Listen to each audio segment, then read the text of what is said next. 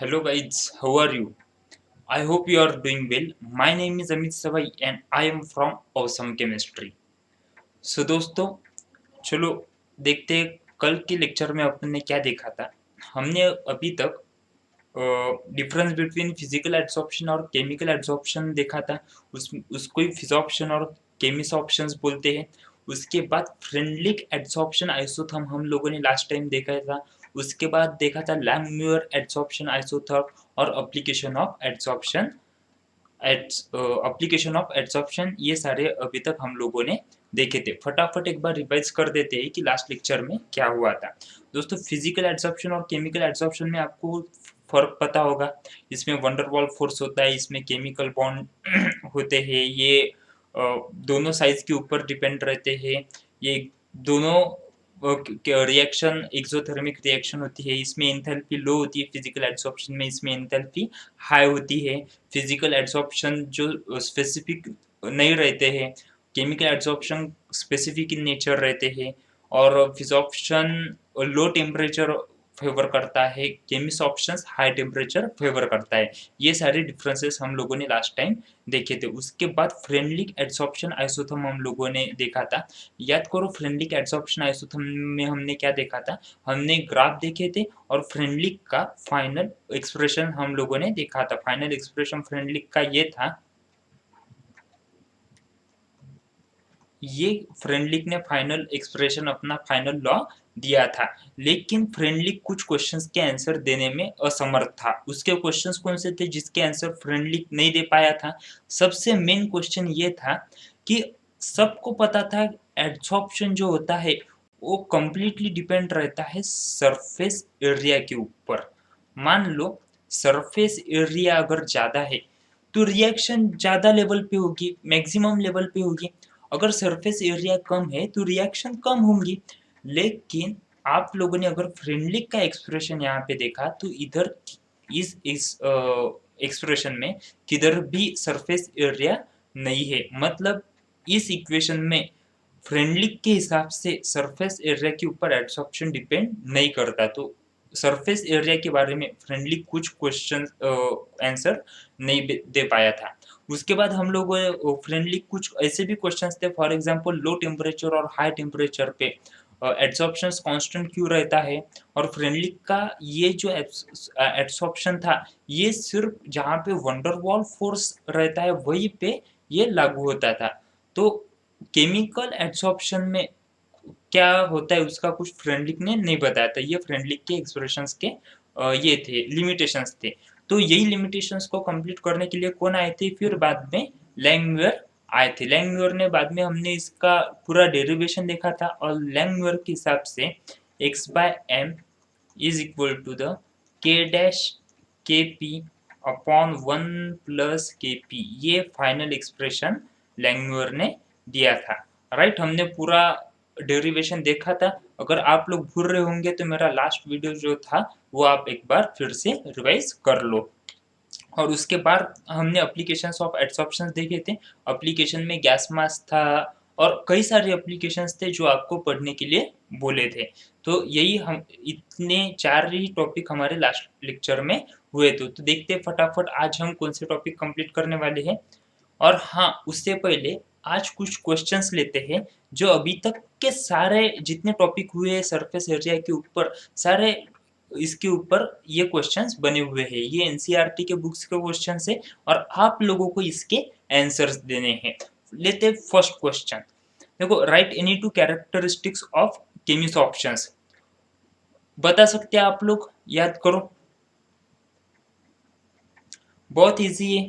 Specific in nature, irreversible in nature, favour high temperature और exothermic reaction, need high enthalpy. बहुत सारे इसके characteristics है।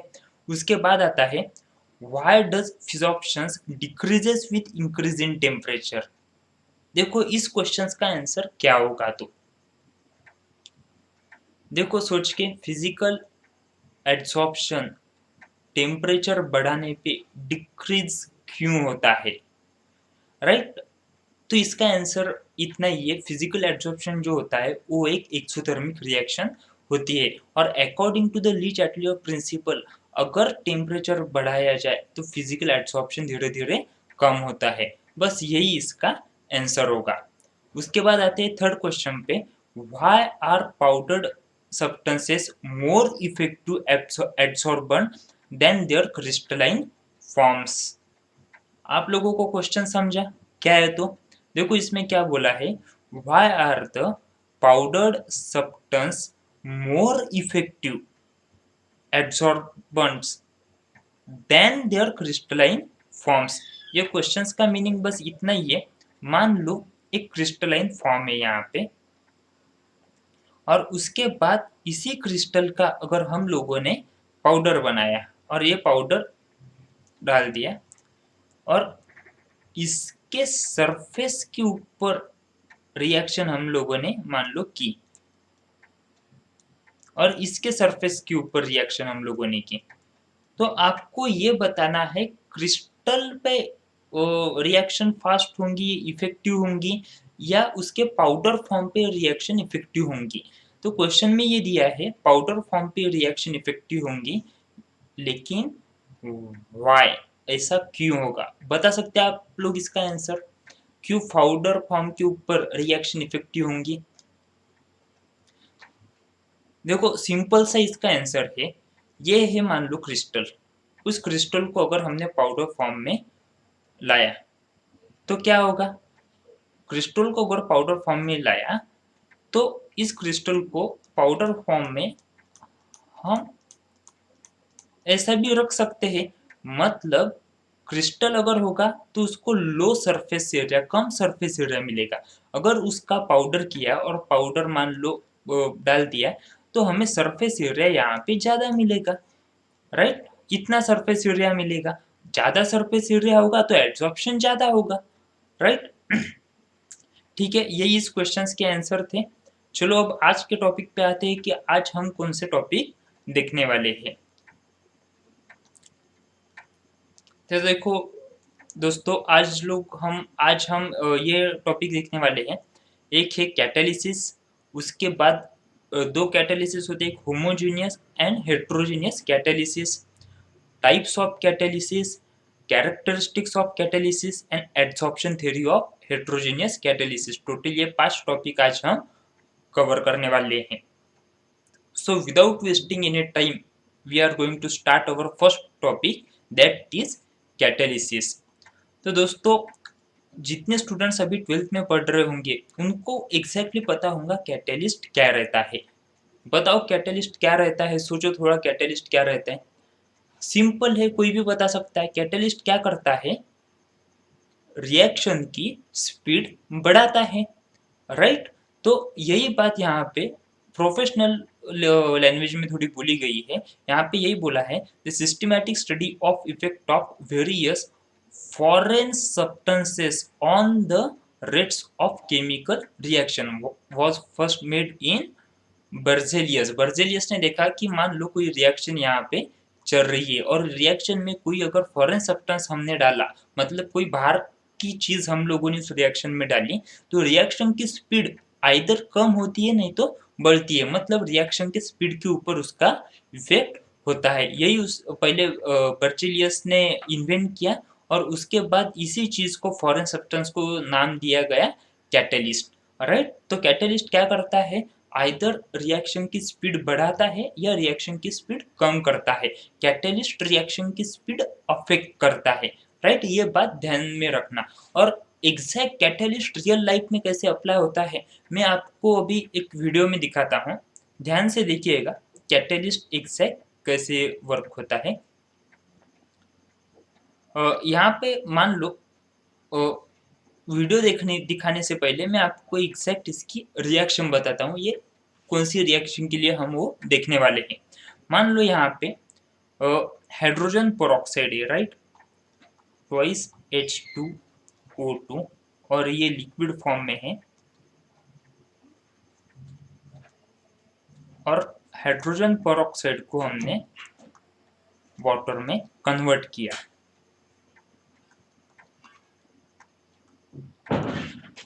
राइट? ये रिएक्शन है। ये है हाइड्रोजन पेरोक्साइड, और हाइड्रोजन पेरोक्साइड को हमने काय में कन्वर्ट किया, वाटर में, और O2 गैस, O2 गैस क्या हुआ, O2 गैस इवॉल्व हुआ, मतलब O2 गैस चला गया। और ये रिएक्शन हमने एक कैटलिस्ट के प्रेजेंस में की, वो कैटलिस्ट था MnO2, ये वो कैटलिस्ट था। ठीक है, समझिए रिएक्शन आपको क्या था, तो हाइड्रोजन पेरोक्साइड था, ठीक है, और हाइड्रोजन पेरोक्साइड था, और हाइड्रोजन पेरोक्साइड से हमने वाटर बनाया और ऑक्सीजन गैस को इवॉल्व किया, मतलब ऑक्सीजन चला गया। तो देखो ये रिएक्शन प्रैक्टिकल लाइफ में एग्जैक्ट कैसे हुई थी।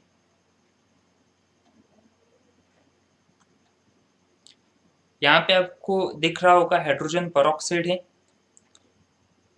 और इन महाशय ने क्या किया, वो जो हाइड्रोजन पेरोक्साइड है वो टोटल 25 ml हाइड्रोजन पेरोक्साइड लिया और दो अलग अलग फ्लास्क में डाला।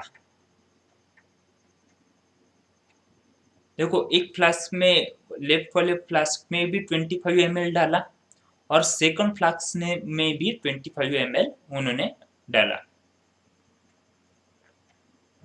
और उन्होंने एयर में एक्सपोज कर दिया रिएक्शन के लिए, और उसमें से सिर्फ एक फ्लास्क में उन्होंने MnO2 डाला, मतलब कैटलिस्ट डाला। तो आपको दिख रहा होगा दोनों फ्लास्क में क्या डिफरेंस है।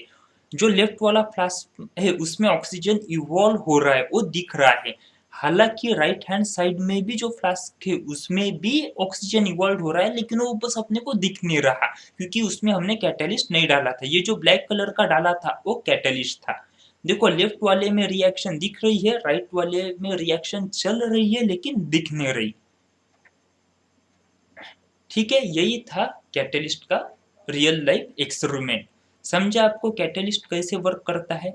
छोटा सा भी कैटलिस्ट रिएक्शन की स्पीड काफी हद तक बढ़ा देता है, इवन वो रिएक्शन भी विजिबल होने लगती है।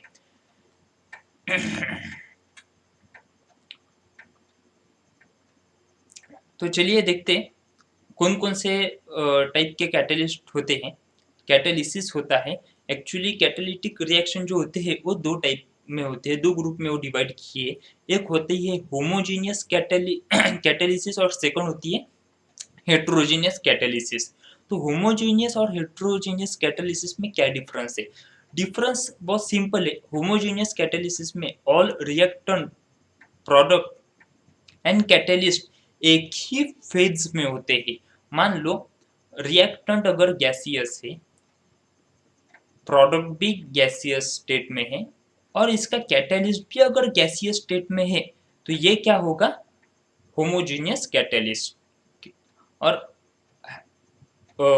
हेट्रोजीनियस क्या होगा, मान लो रिएक्टेंट गैसियस स्टेट में है, प्रोडक्ट गैसियस या लिक्विड कोई भी स्टेट में है, लेकिन कैटलिस्ट सॉलिड स्टेट में, राइट, मतलब फेज अलग अलग है। अगर अलग अलग फेज होंगे तो हेट्रोजीनियस कैटालिटिक रिएक्शन होगी, और अगर सेम फेज में अगर रिएक्शन हो रही है तो होमोजीनियस कैटालिटिक रिएक्शन होगी, या होमोजीनियस कैटालिसिस होगा। अब होमोजीनियस कैटलिस्ट का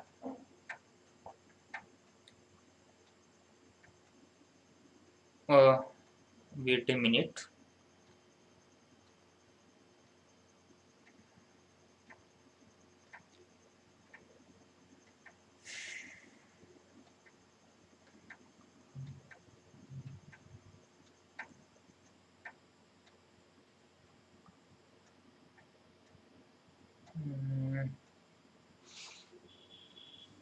एक मिनट आएगा वो।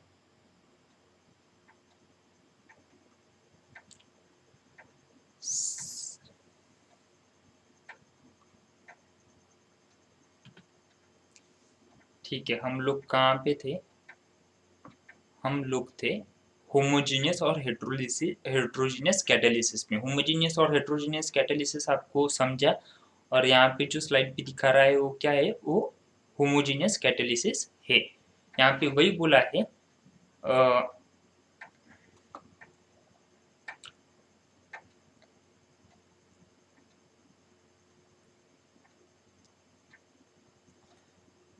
Homogeneous when the reactants and the catalyst are in the same phase, solid, liquid और गैसेस, वो क्या होगा? Homogeneous catalysis.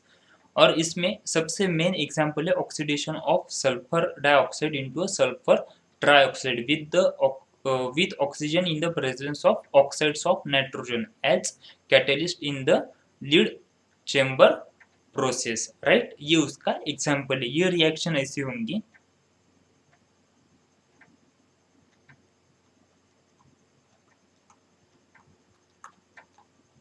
ये सब गैसेस है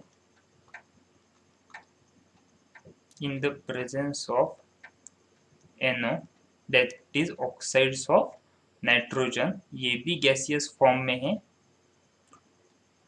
और what we get twice SO3, ये भी गैसियस फॉर्म में है। देखा आप लोगों ने, रिएक्टेंट, प्रोडक्ट और कैटलिस्ट तीनों के तीनों गैसियस फॉर्म में है।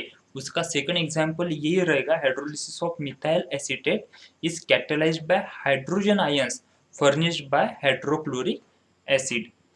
उसकी रिएक्शन यही होगी,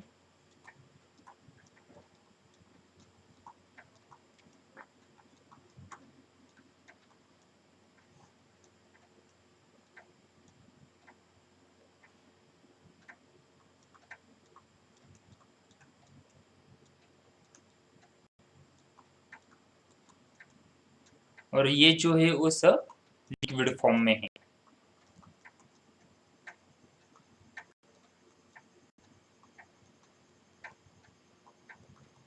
ये दो एग्जांपल हुए होमोजेनियस कैटालिसिस के, ठीक है। अब देखते हैं हेट्रोजेनियस हेट्रोजेनियस कैटालिसिस में क्या होता है। देखो यहाँ पे दिया है, the catalytic process in which the reactants and the catalyst are in different phase, right. ये डिफरेंट फेज में होते हैं और इसको क्या बोलते हैं? Heterogeneous catalyst. यहाँ पे देखो, combination between the dinitrogen and dihydrogen to form ammonia in the presence of finally divided ion in Haber's process, ये होगा heterogeneous catalysis। देखो ये क्या है, तो फॉर्मेशन ऑफ अमोनिया, बोले तो N2 plus thrice H2 gives twice NH3, और काय के प्रेजेंस में, Fe के प्रेजेंस में, आयन के फेजेस में। और ये होगा गैसियस स्टेट, ये भी है गैसियस स्टेट, ये है सॉलिड स्टेट, और ये भी है गैसियस स्टेट। यहाँ पे देखो रिएक्टेंट और कैटालिस्ट का जो फेज है वो अलग अलग है, तो इसको हम क्या बोलेंगे? Heterogeneous catalysis.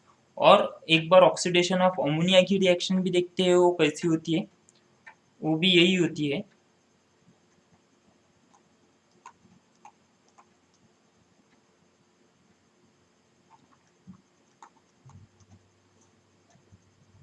In the presence of platinum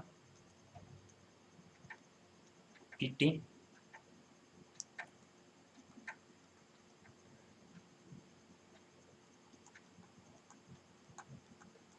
और इसका फॉर्म क्या है? ये है गैस, गैस, ये सॉलिड फॉर्म गैस, और ये भी है गैस। इसमें भी देखो, रिएक्टेंट है गैसियस स्टेट में, लेकिन कैटलिस्ट है सॉलिड स्टेट में, तो इसी को हम क्या बोलते हैं? ऑक्सीडेशन ऑफ अमोनिया, ठीक है। ये काय के एग्जांपल हुए? ये हुए हेट्रोजेनियस कैटालिसिस के। चलो अब देखते हैं आगे क्या है, तो आगे है टाइप्स ऑफ कैटालिसिस, ठीक है। तो दोस्तों, वैसे टाइप्स ऑफ कैटालिसिस अगर आप एनसीईआरटी के बुक्स में देखो तो सिर्फ आपको दो दिए होंगे, वो है positive catalysis and negative catalysis. लेकिन एक्चुअली अगर हम लोग थोड़े हायर लेवल के बुक्स देखें, अगर जेआरबी देखें, तो उसमें अपने को पता चलेगा कि एक्चुअली कैटालिसिस के चार टाइप होते हैं। एक होता है पॉजिटिव कैटालिसिस, एक होता है निगेटिव कैटालिसिस, एक होता है ऑटो कैटालिसिस, और फोर्थ होता है इंड्यूस्ड कैटालिसिस। तो दोस्तों, पॉजिटिव कैटालिसिस क्या होता है? अभी 2 मिनट पहले हम लोगों ने एक वीडियो देखा था, उस वीडियो में क्लियर दिख रहा था जैसे ही मैग्नीशियम ऑक्साइड MnO2 उसमें ऐड किया था, उस फ्लास्क में उन्होंने डाला था, तो रिएक्शन की स्पीड काफ़ी बढ़ गई थी। तो जब रिएक्शन की स्पीड बढ़ती है तो उसको हम बोलते हैं पॉजिटिव कैटालिसिस। और कुछ-कुछ कैटालिस्ट ऐसे भी होते हैं, वो रिएक्शन की स्पीड स्लो करते हैं, तो उसको हम बोलते हैं नेगेटिव कैटालिसिस। इसका बेस्ट एग्जांपल ये है, आप लोग पेट्रोल पंप पे जाते होंगे पेट्रोल भरने के लिए, तो कई सारे पेट्रोल पंप पे ये लिखा रहता है 10% इथेनॉल इज एडेड और मिक्स 2% इथेनॉल, ऐसा कुछ तो भी वहाँ पे लिखा हुआ रहता है, आप लोग ध्यान से पढ़िएगा। उसका मीनिंग क्या रहता है, जो भी हम पेट्रोल भरते हैं उसमें 10% इथेनॉल उन लोगों ने ऐड किया हुआ रहता है। और 10% इथेनॉल क्यों ऐड वो करते हैं, उससे पेट्रोल की क्वालिटी कम नहीं होती, उससे पेट्रोल जलने की, पेट्रोल के कंबशन की जो स्पीड है वो कंबशन की स्पीड कम होती है। कभी कभी रिएक्शन कम स्पीड में होना भी अच्छा रहता है। मान लो गाड़ी में पेट्रोल डाला और पेट्रोल की कंबशन स्पीड इतनी ज़्यादा है कि आपने गाड़ी को अगर किक भी मारी तो पूरा का पूरा पेट्रोल जल जाएगा, अगर मान लो हाई कंबशन स्पीड होंगी तो। लेकिन अगर 10% हमने इथेनॉल उसमें डाला तो इथेनॉल क्या करेगा, ethanol as a catalyst behave करेगा और वो रेट ऑफ रिएक्शन जो है वो स्लो करेगा। मतलब जिस रेट से वो पेट्रोल जलना चाहिए उसी रेट से वो पेट्रोल को जलाएगा, कंबशन करवाएगा। तो इसीलिए 10% इथेनॉल एडिड होता है। ये बेस्ट एग्जांपल है नेगेटिव कैटालिसिस का। और उसके बाद आता है ऑटो कैटालिसिस और इंड्यूस्ड कैटालिसिस। ये मैं धीरे धीरे बताऊंगा ये क्या होते हैं। तो सबसे पहले देखते हैं पॉजिटिव कैटालिसिस क्या होता है। यहाँ पे दिया हुआ है, when the rate of reaction is accelerated by the foreign substance it is said to be a positive catalyst and phenomena is known as positive catalysis। और पॉजिटिव कैटालिसिस में क्या होता है, जो एक्टिवेशन एनर्जी है, एक्टिवेशन एनर्जी पॉजिटिव कैटालिसिस में कम होती है। ये बात ध्यान में रखना। आपको पता है, आपको याद है एक्टिवेशन एनर्जी क्या रहती है। ठीक है, मैं रिवाइज कर देता हूँ एक बार। एक्टिवेशन एनर्जी होती है minimum amount of energy required to initiate the reaction. मतलब रिएक्शन होने के लिए जो मिनिमम अमाउंट ऑफ एनर्जी चाहिए उसको बोलते हैं एक्टिवेशन एनर्जी। तो पॉजिटिव कैटालिसिस क्या करता है, वो जो एक्टिवेशन एनर्जी है, एक्टिवेशन एनर्जी कम करता है। मान लो फॉर एग्जांपल नीट की एग्जाम है और नीट के एग्जाम का जो कट ऑफ है, मान लो कट ऑफ है 500, ठीक है। लेकिन पॉजिटिव कैटालिसिस की रिएक्शन हुई, राइट। ऐसा समझो पहले कट ऑफ कितना था, 500, मिनिमम मार्क्स रिक्वायरमेंट कितनी थी, 500 मार्क्स की। लेकिन पॉजिटिव कैटालिसिस क्या करता है, मिनिमम जो बॉर्डर है उस बॉर्डर को कम करता है। मान लो कट ऑफ 500 का आया 450 के ऊपर, तो ये बात पॉजिटिव हुई या नेगेटिव हुई, राइट। पॉजिटिव बात हुई। अगर कट ऑफ कम हुआ तो ज्यादा बच्चों का एडमिशन मिलेगा, राइट। तो वही होता है पॉजिटिव कैटालिसिस में, जो एक्टिवेशन एनर्जी रहती है। मान लो एक रिएक्शन होने के लिए 500 जूल की एनर्जी लगती है, लेकिन कैटेलिस्ट के प्रेजेंस में अब वो 400 जूल के ऊपर ही रिएक्शन कर देगा।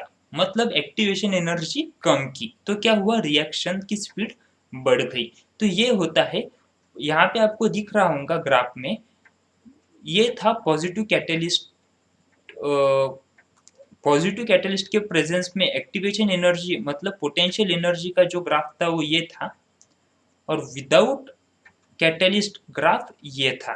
और ये जो डिफरेंस है उस डिफरेंस को हम क्या बोलेंगे, डेल्टा ई। समझा अभी आपको पॉजिटिव कैटेलिस्ट क्या करता है, एक्टिवेशन एनर्जी को कम करता है। एक्टिवेशन एनर्जी क्या रहती है, minimum amount of energy required to initiate the reaction, ठीक है। ये काम होता है पॉजिटिव कैटेलिसिस का। इसका अगर एग्जाम्पल देखा जाए पॉजिटिव कैटेलिसिस का, तो पॉजिटिव कैटेलिसिस का एग्जाम्पल यही है, डिकम्पोजिशन ऑफ H2O2। अभी जो हमने वीडियो देखा था वही उसका एग्जाम्पल है पॉजिटिव कैटालिसिस का।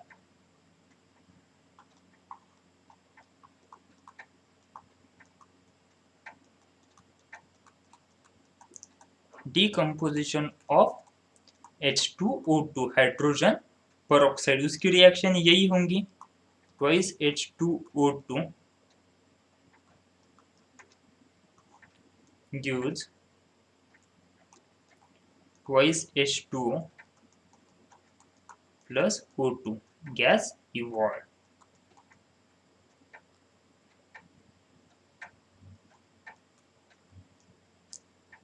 ठीक है, ये था पॉजिटिव कैटालिसिस का एग्जाम्पल। ठीक है, अब आते हैं निगेटिव कैटालिसिस के ऊपर। अब देखो निगेटिव कैटालिसिस में क्या रहता है, तो निगेटिव कैटालिसिस क्या करता है हम लोगों ने देखा अभी अभी उसके ऊपर हम लोगों ने बात की। निगेटिव कैटालिसिस रिएक्शन की स्पीड कम करता है। और एक दूसरी बात, निगेटिव कैटालिसिस एक्टिवेशन एनर्जी के साथ क्या करता है, एक्टिवेशन एनर्जी बढ़ा देती है। मान लो नीट की एग्जाम हुई और एग्जाम का जो कट ऑफ था वो था 500 मार्क्स। ठीक है, इसका मतलब क्या है, मिनिमम 500 मार्क्स चाहिए एडमिशन लेने के लिए। लेकिन ये कट ऑफ 500 के बदले मान लो निगेटिव कैटालिसिस की एंट्री हो गई और निगेटिव कैटालिसिस ने क्या किया, ये जो कट ऑफ है ये 500 के बदले 600 कर दिया। तो क्या हुआ, ये चीज पॉजिटिव हुई या निगेटिव हुई, राइट, निगेटिव चीज हुई। कट ऑफ पहले 500 के ऊपर था और 600 पे चला गया। पहले 500 के ऊपर एडमिशन मिलती थी, अब 600 के ऊपर एडमिशन मिलेगी। तो यही काम करता है निगेटिव कैटालिसिस। मान लो एक रिएक्शन इनिशिएट होने के लिए 500 जूल की 500 जूल की एनर्जी चाहिए।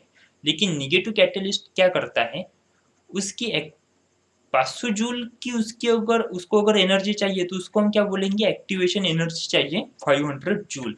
लेकिन कैटलिस्ट ने क्या किया, उसकी एक्टिवेशन एनर्जी बढ़ा दी, मतलब 500 के बदले 600 कर दिया।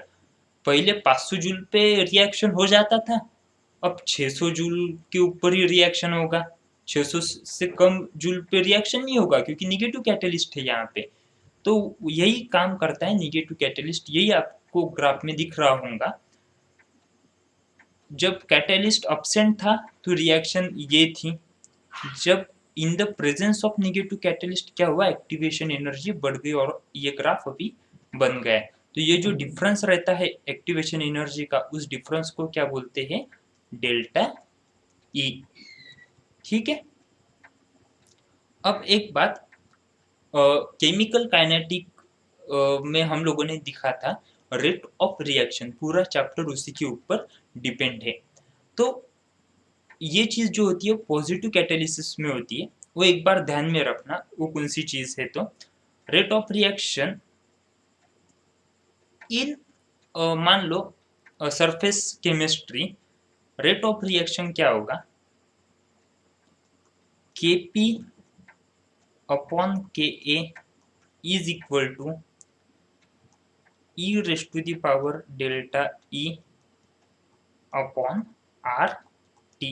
ये होगा रेट ऑफ रिएक्शन का एक्सप्रेशन, राइट। और जनरली ये किस में होगा, पॉजिटिव कैटालिसिस में। यहाँ पे अगर हम लोगों ने लॉग लिया बोथ साइड तो अपने को क्या मिलेगा,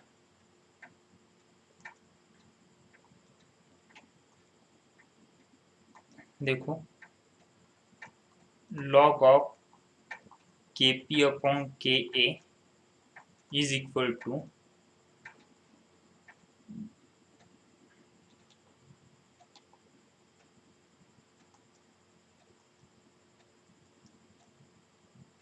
टू क्या मिलेगा, delta E upon R T. ये अपने को एक्सप्रेशन मिलेगा और इसको अगर एंटी लॉग लिया तो, और ये लॉग टू द बेस ई रहेगा, ठीक है।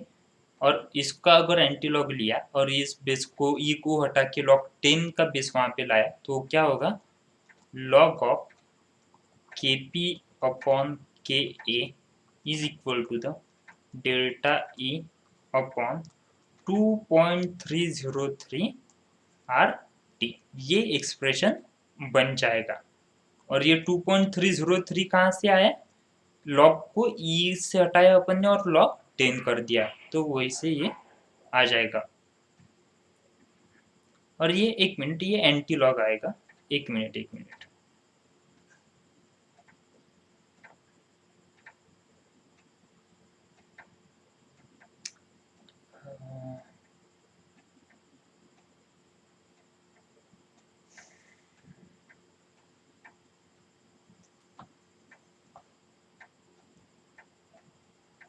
अरे चला गया।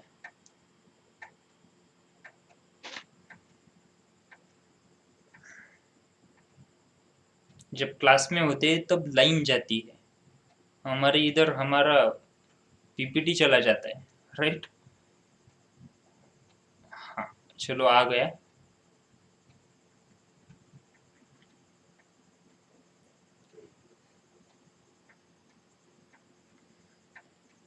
तो हम लोग कहाँ पे थे? अच्छा, हम लोग रेट ऑफ रिएक्शन की बात कर रहे थे। रेट ऑफ रिएक्शन क्या था? के P upon K A is equal to E raise to the power delta E upon R T. K P क्या है? Rate constant, rate constant in the presence of catalyst. ठीक है, K P rate constant in the presence of catalyst. K A क्या है? K भी rate constant है but in the absence of catalyst. ठीक है, ये बात ध्यान में रखना। डेल्टा ई क्या है? Delta E activation energy. R आपको पता है क्या है और टी भी आपको पता है। और अगर इसको टेकिंग लॉग बोथ साइड लिया तो अपने को क्या मिलेगा? Log of K P upon K A is equal to the delta E upon R T, ये चीज अपने को मिलेगी। और ये लॉग का बेस क्या होगा? ई। और यहाँ पे हमने एंटी लॉग लिया, तो एंटी लॉग क्या आएगा इसका? के P upon K A is equal to the antilog of delta E upon 2.303 R T, ये होगा एंटी लॉग। और ये 2.303 कहाँ से आया? हमने लॉग का बेस ई था तो ई को चेंज करके लॉग 10 किया, ये आपको पता होगा। 11th में आपको हुआ होगा लॉग का बेस ई क्या होता है, लॉग बेस 10 क्या होता है, लॉग कैसे फाइंड आउट करते हैं, लॉग टेबल आपको आता होगा। ये तो आपको आना ही चाहिए। ठीक है, अब देखते हैं नेक्स्ट पॉइंट अपना कौन सा है। तो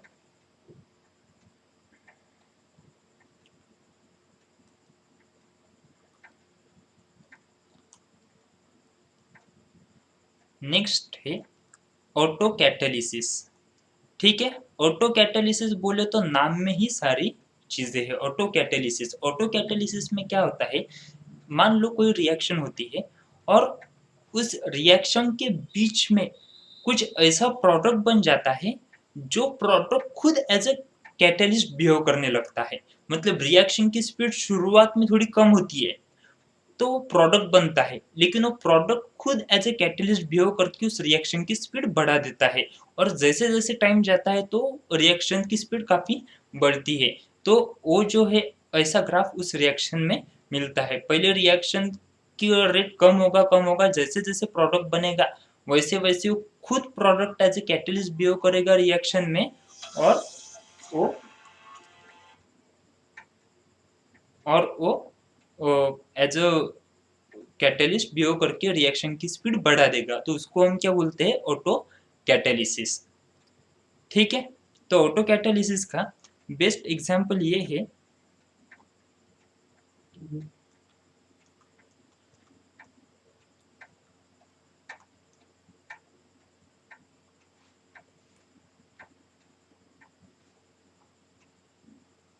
यहाँ पे 1 मिनट।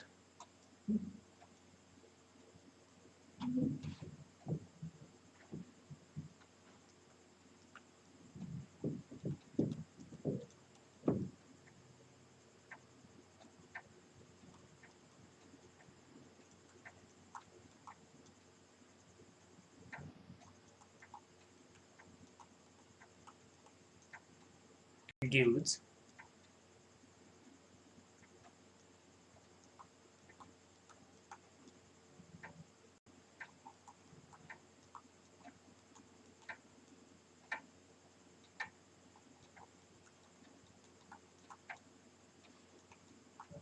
ये जो रिएक्शन है, ये रिएक्शन क्या है? ऑटो कैटालिसिस का एग्जाम्पल है। और ऐसे कई सारे एग्जाम्पल्स आपको एनसीईआरटी के बुक्स में मिल जाएंगे।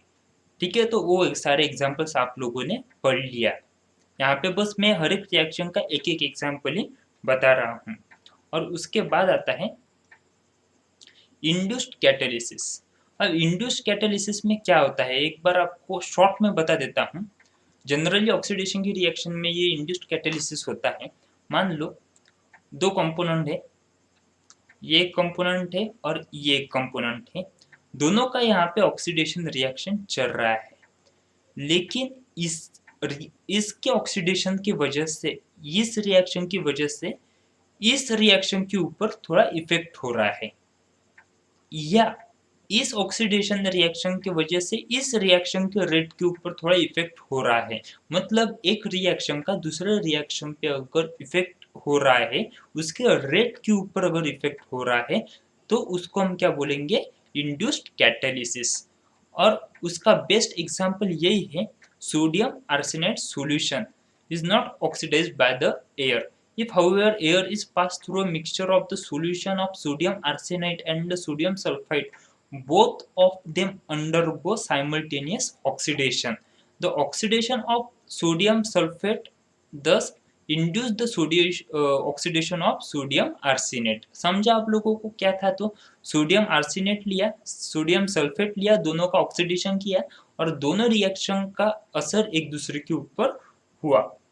उसका एग्जाम्पल रिएक्शन ये है,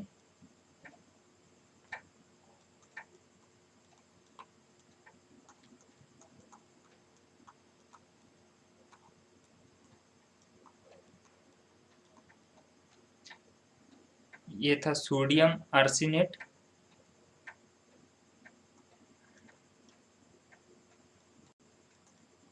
सॉरी ऊपर का था सोडियम सल्फेट, ये है सोडियम आर्सेनेट।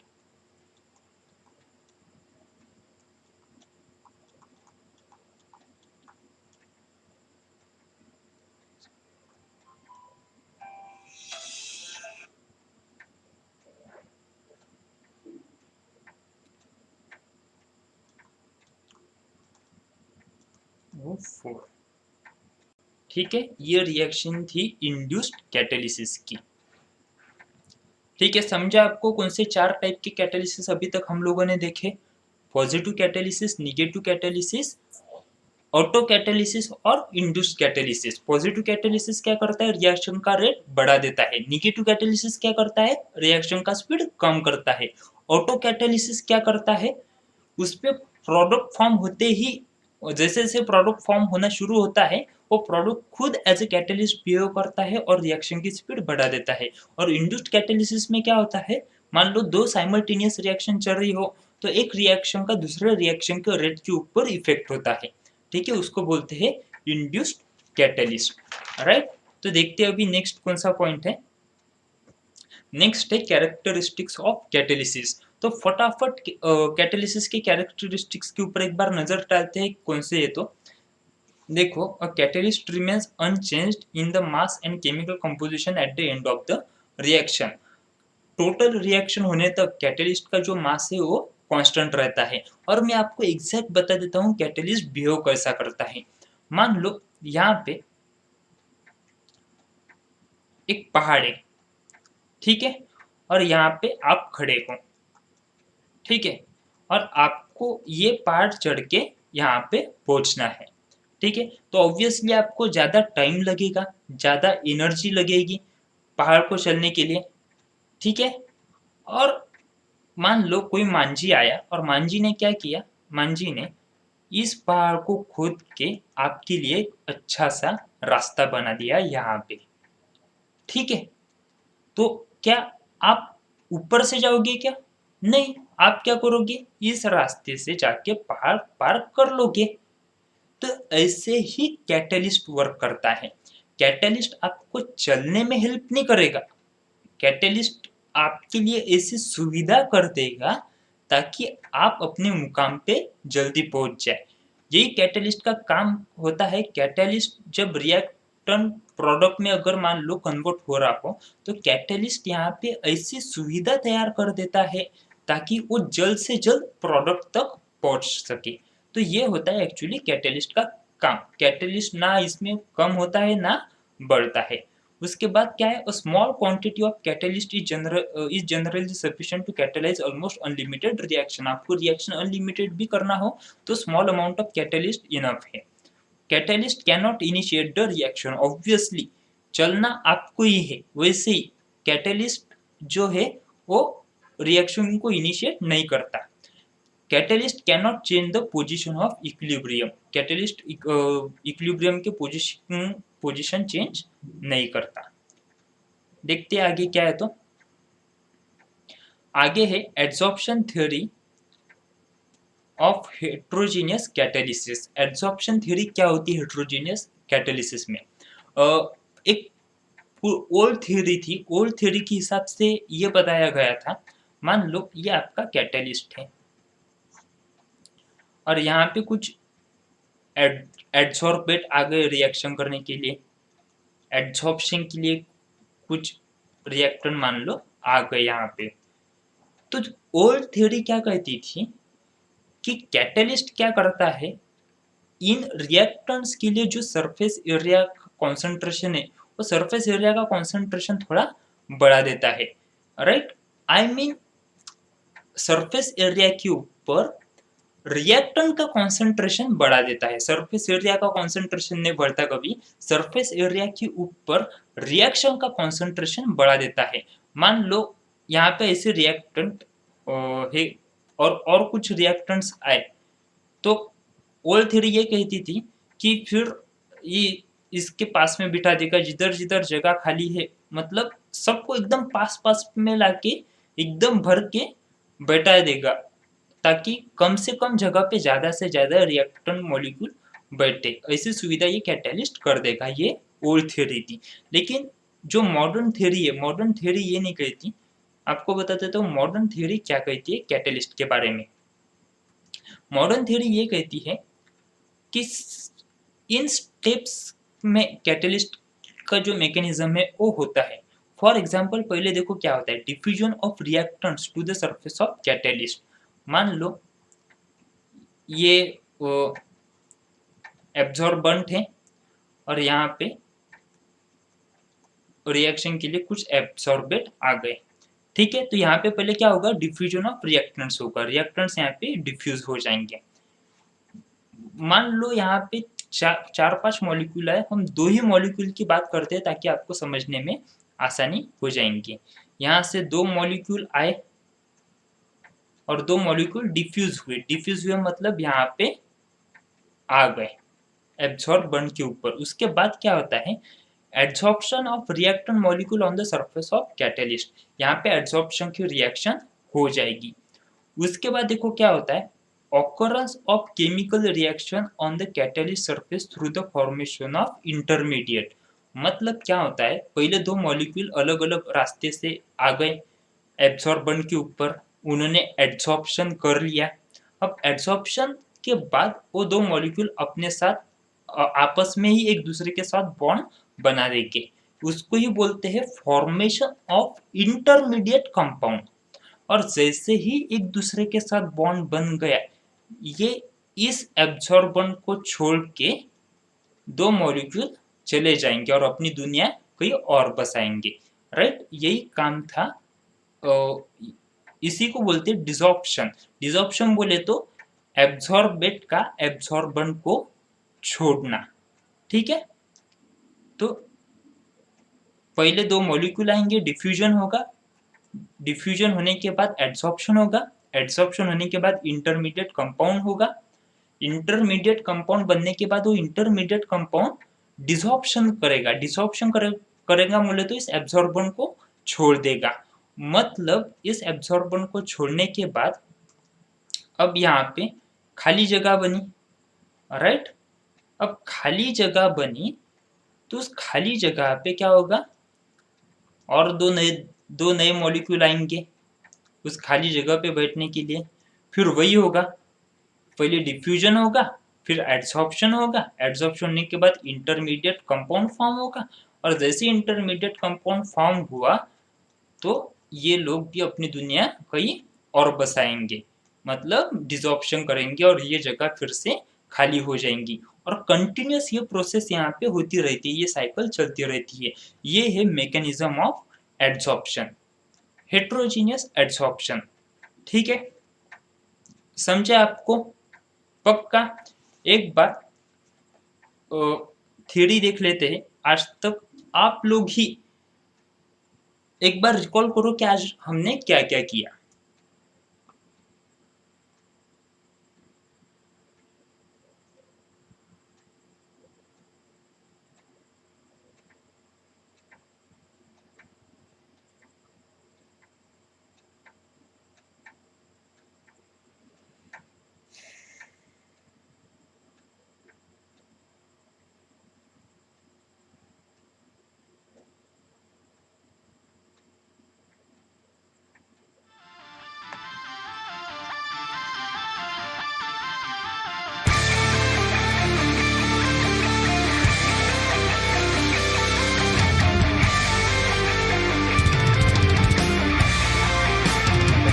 टाइमर लाता हूँ और हम फटाफट लास्ट में रिवीजन कर लेंगे।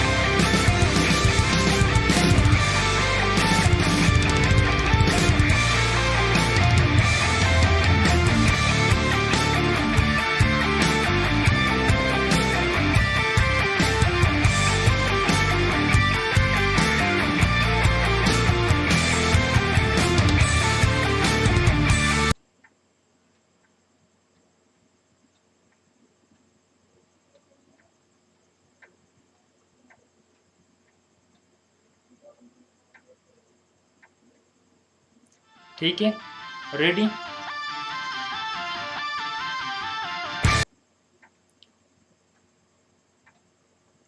देखो यहाँ पे टाइमर स्टार्ट हुआ है, फटाफट हम लोग रिवाइज कर लेंगे क्या क्या हुआ था। तो कैटालिसिस हम लोगों ने देखा क्या रहता है, फॉरेन पार्टिकल का रिएक्शन के बीच में इंटरफेयर करके रिएक्शन का रेट कम करना या बढ़ाना। होमोजीनियस में क्या होता है, रिएक्टेंट और कैटलिस्ट का फेज सेम होता है, सॉलिड होगा तो सॉलिड, लिक्विड होगा लिक्विड, गैस होगा तो गैसियस। हेट्रोजीनियस कैटालिसिस में क्या होता है, रिएक्टेंट कैटलिस्ट का जो फेज होता है वो डिफरेंट होता है, रिएक्टेंट गैसियस होगा और कैटलिस्ट सॉलिड होगा लिक्विड होगा या कोई भी अलग फेज का होगा। टाइप्स ऑफ कैटालिसिस कौन से होते हैं? टाइप्स ऑफ कैटालिसिस चार टाइप हम लोगों ने देखे।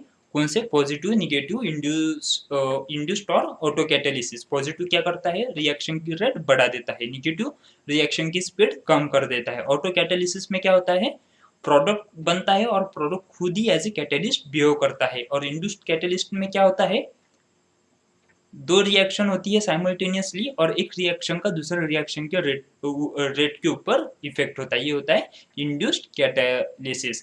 कैरेक्टरिस्टिक्स ऑफ कैटालिसिस हम लोगों ने अभी देखा। कैरेक्टरिस्टिक्स ऑफ कैटालिसिस में क्या होता है, देखो बताओ फटाफट। स्मॉल कैटालिस्ट भी इनफ रहता है रिएक्शन को अनलिमिटेड लेवल पे लेके जाना। उसके बाद कैटलिस्ट कभी खुद रिएक्शन को इनिशिएट नहीं करता। और adsorption theory of heterogeneous catalysis वो मैंने अभी बताया, आपको याद होगा। एड्सॉर्प्शन थ्योरी ऑफ हेट्रोलिसिस कैटालिसिस में क्या होता है, फर्स्ट 5 स्टेप्स आपको बताए। फर्स्ट स्टेप्स क्या होगा, डिफ्यूजन, डिफ्यूजन, उसके बाद क्या होगा, एड्सॉर्प्शन, उसके बाद क्या होगा, formation of intermediate compound, formation of intermediate compound के बाद क्या होगा, डिसॉर्प्शन, डिसॉर्प्शन बोले तो छोड़ के चले जाएंगे एब्जॉर्बेंट को, मतलब छोड़ के जाने के बाद क्या होगा, और खाली स्पेस वहां पे तैयार हो जाएंगी, और खाली स्पेस पे क्या होगा, और दो नए कैंडिडेट्स आएंगे। ठीक है, ये होता है adsorption theory of heterogeneous catalysis में, तो इसको अच्छे से याद रखना। ठीक है, चलो, stay at home, stay happy, stay healthy, keep studying, good bye.